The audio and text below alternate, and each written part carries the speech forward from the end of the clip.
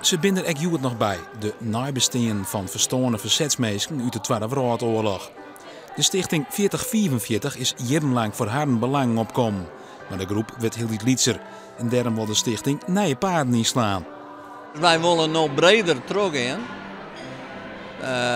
Dat wij een fonds vormen die het geld beschikbaar stelt voor boekuitgiftes, tentoonstellingen, kortom betinking van de Tweede Wereldoorlog en oorlog en vrede in zijn breedste zin.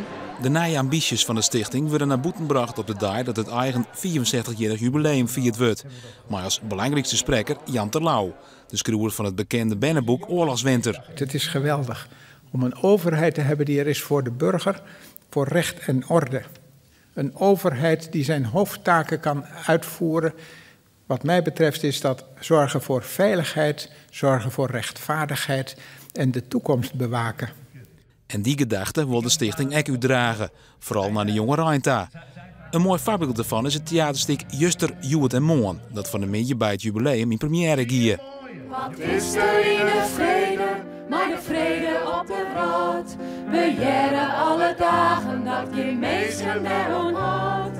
Binnen de kanonnen in veel Zuid-Amerika. Dan slacht wel het geweld van master op in Afrika. De jeugd is gauw geneigd om te zeggen, hou nog maar eens op over die oorlog, dat gaan we lang en om meemaken. En dat is natuurlijk net altijd meer zo. En als je daar dan dieper op ingaat, dan ontdek je dat de jeugd wel wat weet. En dat de jeugd zich er ook wel voor interesseert en er ook wel wat aan doet, maar wel oors. De stichting had ook een jubileumboek uitgebracht, dat de eigen 64-jarige historie in verteld wordt.